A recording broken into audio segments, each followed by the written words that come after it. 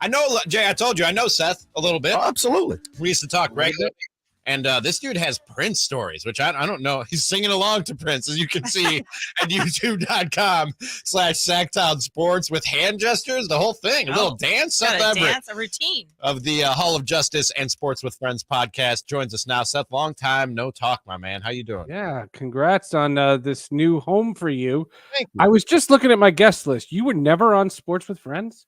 I thought I did it once. You did. I could have sworn I did it once. Did you not? Was I so unimpressive that you didn't put me on the list, Seth? Is no, that what the happened? only thing I can think of is that you weren't the title. Like it might have been like a Milwaukee sports thing or something. But I remember having you on the podcast. That's I'm happy to do it again, so you can get me officially on the list anytime you want, my man. There we go. We got you here, and we can get. I do want to get into some comic book stuff later in the show, as you are the host of the Hall of Justice podcast. But I want to start with some baseball and the guy that everybody is talking about in baseball, Shohei Ohtani. Is he destined to leave Anaheim? Do you think he won't be an Angel for much longer? Because that's certainly the way that it's being portrayed right now. Yeah, he's destined to leave. The only question is, where does he go? And you know, it's funny. I live in the Northeast, but I don't read just New York media. You know, I read national, and I don't really cover the sport that much anymore. So, what I know about it, from what I've talked about, everyone presumes east of the Mississippi River that the Mets owner, who, by the way, I call Bobby Axelrod because the TV show Billions is based on him. Is it really? Oh, okay. Yeah, that's the whole story. Is the television show Billions is based on the Mets owner, and just before he bought the baseball team, and he has broken all these records in payroll. He's the guy who can outbid anybody. Why wouldn't Shohei Ohtani become a Met? But Shohei Ohtani, who doesn't do a lot of interviews, came out this week at the All-Star game and said to two separate interview groups that he, in the offseason, lives in Seattle. Mm-hmm. So, and his idol is Ichiro. Oh.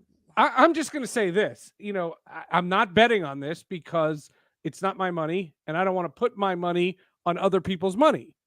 But I'd say Seattle is at least 40% of the possibility to the 60% of the Mets. And I don't think he goes anywhere else.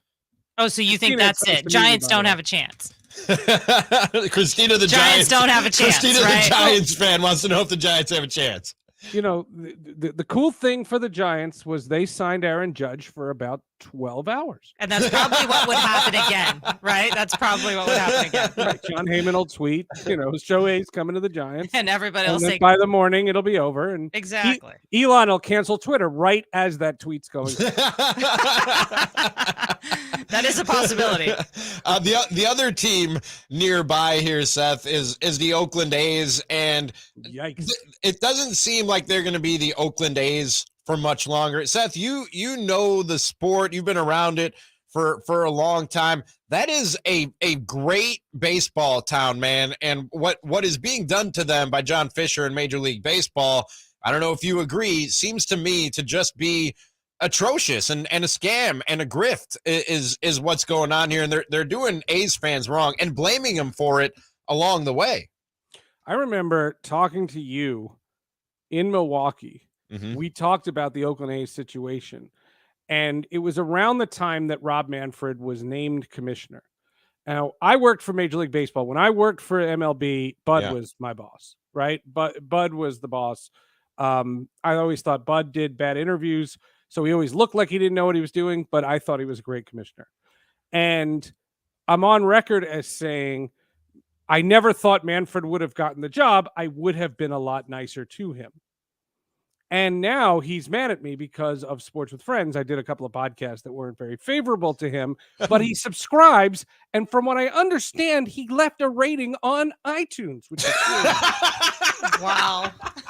So, but when Manfred got the job, I congratulated him because, like I said, I've been out socially with him before he was the commissioner. And when he got the job, and I said, I don't care what happens to the sport. Now, I did not realize that strikeouts would take over the sport and render it unwatchable.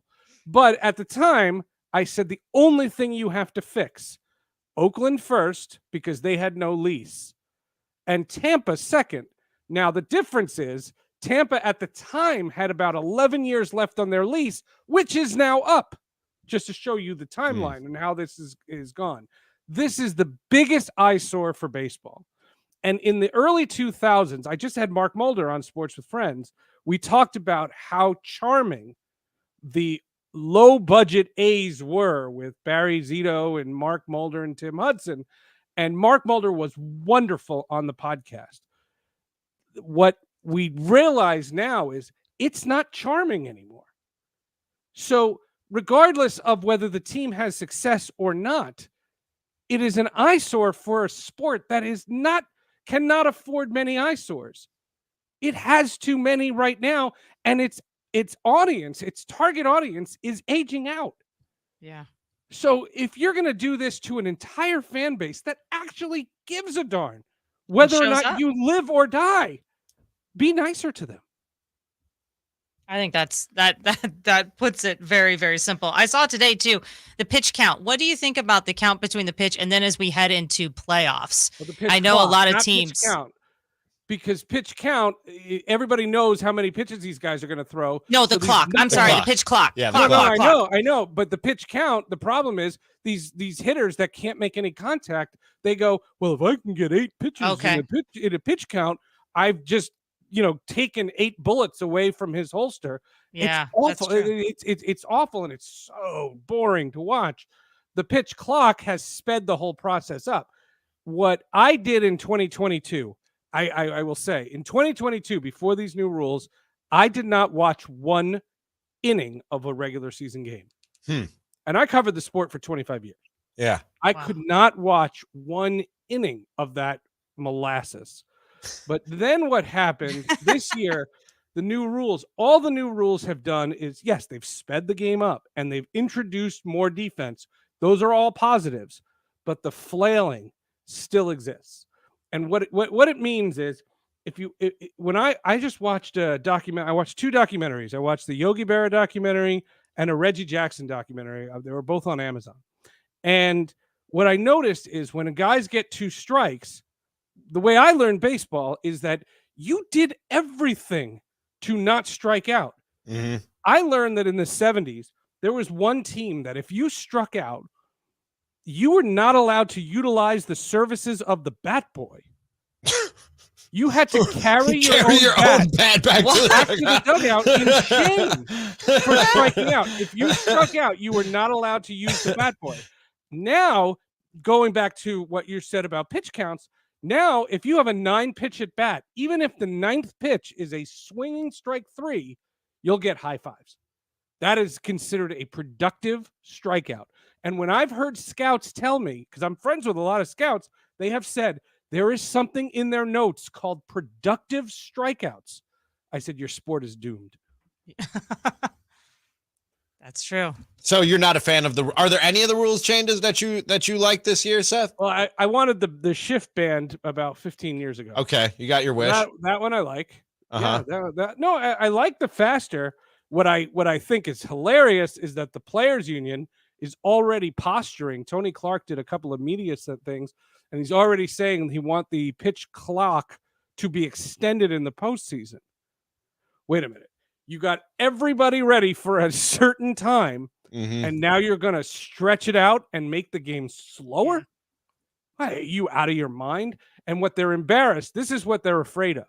They're afraid of a key moment of a playoff game, like a game 5 of a 5-game series or game 3 of one of those 3-game series, and like some rally to get squashed because somebody wasn't in the batter's box. Yeah, and it's a legitimate fear, but I agree with you. You got to keep the game the same in the postseason. All right, like I said, we did want to get rid of icing in the playoffs. we did want to get into some comic book stuff with you, superhero stuff with you, because if you don't know, Seth is the host of the Hall of Justice podcast as well as the Sports with Friends podcast. But the Hall of Justice is where he talks mostly superhero and comic book related things. Check it out wherever you get your podcast. Should I trust that DC is finally going to get this thing right with James Gunn running things, Seth? How about this? When the movies come out, I'll go see them. Okay. I'm just not going to assume anything. That's safe. That's fair. That's fair. I've been burned like this before. I thought Zack Snyder was the guy who had the vision. Mm-hmm. Zack Snyder came on Hall of Justice a long time ago. Then I thought they weren't going to be Zack Snyder, but then every one of these movies turns into a Zack Snyder movie. I didn't understand it. I have a rule about the actors because I think the actors are really, really good. And sometimes they're in really bad movies. Ben Affleck's a great example of that. My standard line on the podcast is Ryan Reynolds was great as Green Lantern. It's not his fault he fought a cloud. Like that's not his problem. He didn't write the thing. He did the job that he was given. Right. So in these situations, you had like Gal Gadot is perfect casting. Yes. Yes, she was great. In a garbage movie, she steals a plane and she assaults a guy.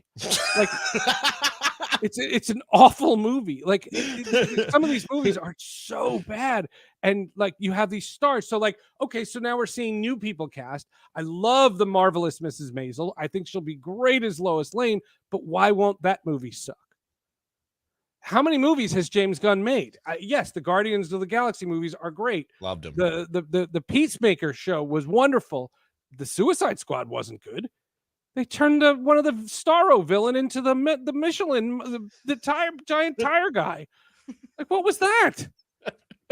So all I'm saying is, look, I do a podcast where I have to review these movies because supposedly our audience goes up like by 5,000 listens when we review movies as opposed to have guests. So yeah, I'm going to review these movies. I'll see them on day one, but I'm not assuming that DC is fixed. All right. My last question. Who's the best Spider-Man and why is it Miles Morales? Well, Miles Morales has been in the two best Spider-Man movies. Absolutely. My daughter and I are obsessed. Oh, they're so good. They're so I can't good. wait for the next one. I know we got to wait a long time. I have so not good. seen the newest one. But it's another example, but for live action, it's another example of Tom Holland, who is a wonderful actor. He's great, yes. But that character is dumb. He is so dumb. If you look back at every Tom Holland Marvel appearance by Spider-Man, everything that has happened has been his fault. Yeah, that's true. The whole multiverse thing. Yeah, he's a great Spider-Man, though. No, the actor is a great actor. He looks like the part. But they're playing him in a bad. He's yes, playing I gotcha. Such a dummy. And all I want to do is smack the guy. Like Spider-Man is supposed to be the best of them. And that's what the Into the Spider-Verse has done with Miles Morales is they've made Spider-Man the hero. He's the guy that, yes, he has all the problems, but he's the guy that when push comes to shove, he does something heroic. Yes. And that's why these movies grab you. So like the formula for these movies is not that hard. It's simple. Yeah. And you can tell when the people who make them are mega fans. And Lord and Miller, who directed and wrote those movies, you can tell they love the character.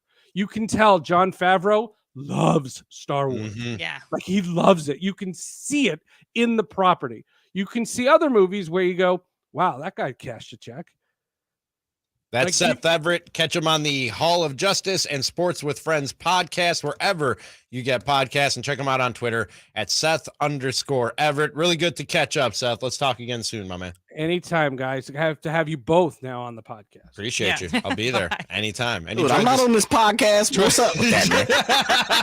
Listen, Jay was my producer before he was your guys' producer. Oh, I know. I've heard. You guys go way back. I thought you and I went way back. I was such a hard ass. Still a good dude to me. I don't know about everybody else.